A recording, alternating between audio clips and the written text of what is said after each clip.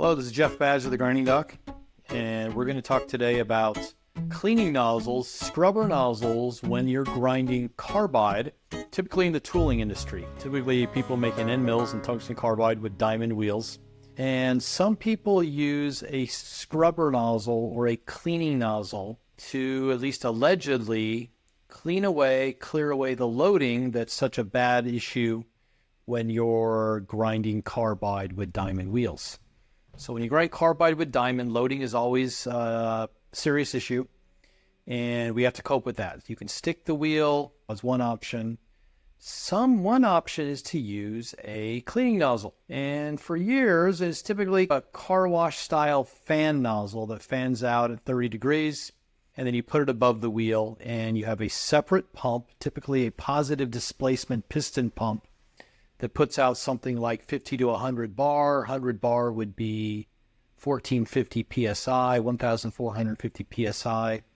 They're very high pressure, low flow rates. So you might only get 40 gallons a minute, 40 liters a minute, 10 gallons a minute out of this thing, but it comes out at very, very high pressure. And then the question is, do they work? Do they work? I had that question. First time I started getting into carbide grinding 20 plus years ago, I went to the machine operator and I said, hey man, you guys are using that cleaning nozzle mounted above the wheel, and you got that separate, very noisy pump over there. You've got those big, thick hoses to hold the high pressure. Does the cleaning nozzle work? And the machine operator said, some people think it does, some people think it doesn't. The guy who purchased them thinks it does. The guy who sold them to us swears that they work. He goes, I'm just not convinced. And I said, okay, let's do a test.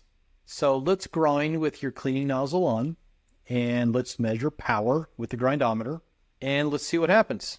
So we had a fluting operation. There was a roughing and a finishing. I took the maximum power in the roughing and the maximum power in the finishing.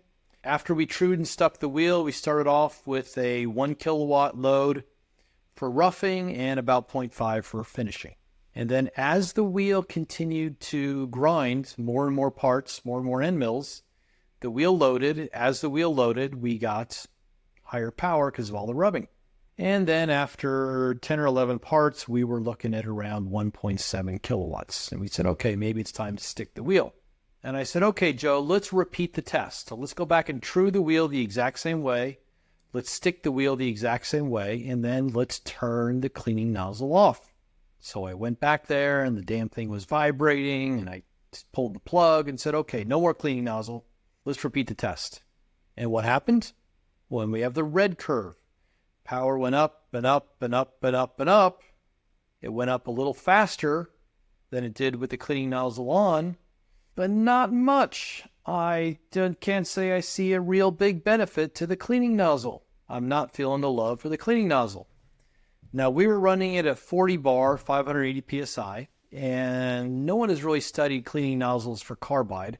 In the 70s and 80s, a bunch of people studied cleaning nozzles for the aerospace industry and ductile materials, mostly steels and Inconels, but no one had really studied it for carbide. But in ductile materials, they say, hey, you need to have 50 bar to 100 bar. I said, okay. So we plugged the machine piston pump back in, and then I went back and I closed down the relief valve. So now the thing's really vibrating like hell, and it's giving us this super high pressure, and now we were at 80 bar. And we got the exact same curve. It was kind of amazing how identical it was that we got with the blue curve. So I didn't even plot it because it was lined up almost perfectly. And so I said, man, it didn't work, didn't do much at 40 bar, did a little bit, but it didn't do much at 40 bar, and it didn't do much at 80 bar. So I'm just not feeling the love for the cleaning nozzle. Then I was at a trade show, and I went to the company that sells the cleaning nozzles. And they have the nozzle, they have the pump, they have the whole package. And I said, hey man, I'm a grinding expert. I visit companies, they asked about the cleaning nozzle. And the salesman said, oh, that cleaning nozzle is fabulous. Our customers love the cleaning nozzle. It is just incredible. They can grind without their wheel loading. And I said, yeah, I believe you. I said, do you have any scientific studies that prove this? Not just anecdotes that say, hey, we gave it to them and they said they liked it. But do you have any scientific studies like the one I show here that show the benefits of the cleaning nozzle. And the salesman said, oh, yes, our engineers have tons of those because they've studied this in depth. So I gave him my card and I said, well, if you could give me those studies, let me see them. I would be happy to promote your product for free because my customers want to know if it works. And I want to tell them if it works or not. So if it works, I'd be happy to promote it for free. And so he goes, okay, Dr. Badger, I have your email address and I have your address. I will get those to you right away. And that was 15 years ago. And every day, every morning, I wake up and I check my email and there's nothing from the salesman about the cleaning nozzle. Every day, I run out to the mailbox hoping he's going to send me a hard copy report of the cleaning nozzle. And 15 years, I'm still checking the mail every day, waiting. And I think the reason for that is I don't think it works, but I could be wrong. So a couple years later, I was at a different company and I said, hey man, you guys are using a cleaning nozzle. And they go, yeah. I said, does it work? And they go, I don't know. Some people seem to like it. Some people don't. No one really knows. And I said, have you measured anything? And they said, no. So well, let's do a little test. So we were grinding end mills. We did 20 end mills. No, more than that. No, we did 4 flutes per end mill. And we did 20 end mills, so we're looking at about 80 flutes here, something like that. And so with the cleaning nozzle on, we got the blue curve. And then we went and turned the cleaning nozzle off, and we got the red curve. And we stuck the wheel before we did each test.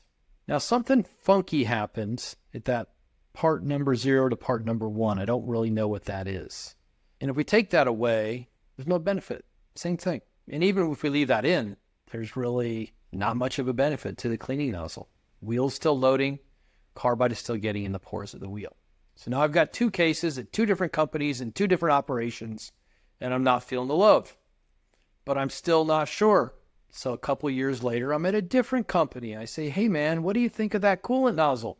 And the operator says, yeah, I don't know. Some people like it, some people don't. I have my doubts. It's noisy, that pump. It's scary, that hose vibrating. I think it's going to break at any minute. It takes a lot of power. We bought some covers to get the noise down, but they're still noisy. I said, let's do a test. So we stuck the wheel. We did a test with the cleaning nozzle on, cleaning nozzle off. We got the red curve. We got the blue curve. We did 55 end mills, or maybe 55 flutes, I think 55 end mills. And what did we see with the power? Now, power went up in both cases. They started off at around 0.8 kilowatts in both cases. They went up to around 1.7 kilowatts in both cases. There's a little bit of experimental scatter, but I'm saying there's no benefit to the cleaning nozzle, or if there's anything, the cleaning nozzle's making things worse, right? Because the power's higher with the cleaning nozzle on. I think that's just experimental scatter. I don't think that means anything. So now we've got 3 cases at 3 different companies, 3 different operations, 3 different settings on the cleaning nozzle, and none of them work. And I still am waiting for the salesman to send me the report. So when I go to customers now and they go, hey man, what do you think of the cleaning nozzle? Should we spend the money to get a cleaning nozzle? And I say, don't do it. I am not a believer in cleaning nozzles for carbide grinding. If you got an example where it shows that it works, I'd love to hear it. Not an anecdote, not, oh, we saw a big benefit, but it seemed to work pretty well. But if you've actually measured something like wheel wear or power or the rate of loading or something, I'd sure like to see it. But as of now, when my customers ask about cleaning nozzles, I say, stay away. Don't do it. Just say no. Just say no to cleaning nozzles.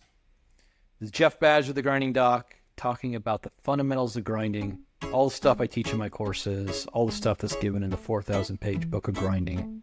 And in this case, we're talking about grinding of tungsten carbide with diamond wheels and how they load and whether cleaning nozzles actually work. And it seems the answer is no.